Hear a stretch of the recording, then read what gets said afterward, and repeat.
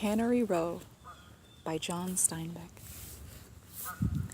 Cannery Row in Monterey in California is a poem, a stink, a grating noise, a quality of light, a tone, a habit, a nostalgia, a dream.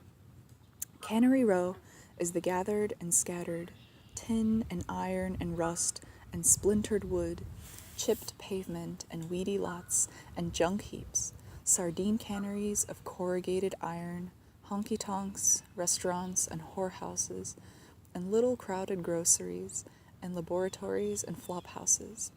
Its inhabitants are, as the man once said, whores, pimps, gamblers, and sons of bitches, by which he meant everybody. Had the man looked through another peephole, he might have said saints and angels and martyrs and holy men, and he would have meant the same thing. In the morning, when the sardine fleet has made a catch, the purse seiners waddle heavily into the bay, blowing their whistles.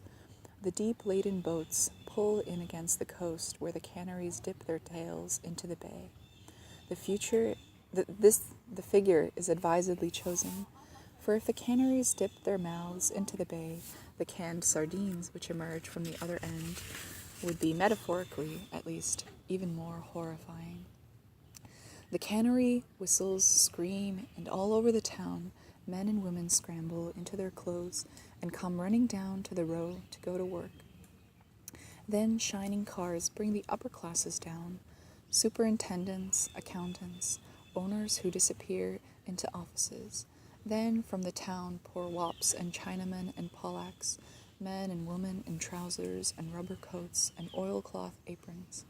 They come running to clean and cut and pack and cook and can the fish. The whole street rumbles and groans and screams and rattles while the silver rivers of fish pour in out of the boats, and the boats rise higher and higher in the water until they are empty. The canneries rumble and rattle and squeak until the last fish is cleaned and cut and cooked and canned, and then the whistles scream again, and the dripping, smelly, tired wops and Chinamen and Polacks, men and women, straggle out and droop their ways up the hill into the town, and Cannery Row becomes itself again, quiet and magical. Its normal life returns. The bums who retired in disgust under the black cypress tree come out to sit on the rusty pipes in the vacant lot. The girls from Dora's emerge for a bit of sun, if there is any.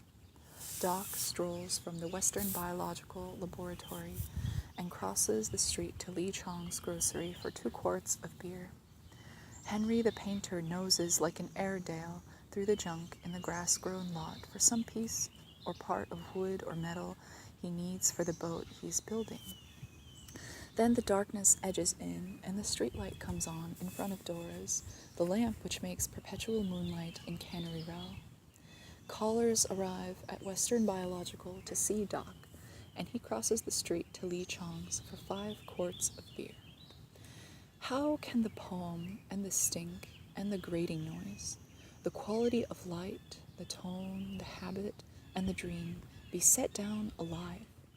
When you collect marine animals, there are certain flatworms so delicate that they are almost impossible to capture whole, for they break and tatter under the touch.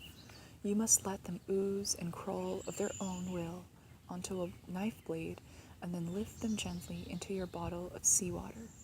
And perhaps that might be the way to write this book, to open the page and to let the stories crawl in by themselves.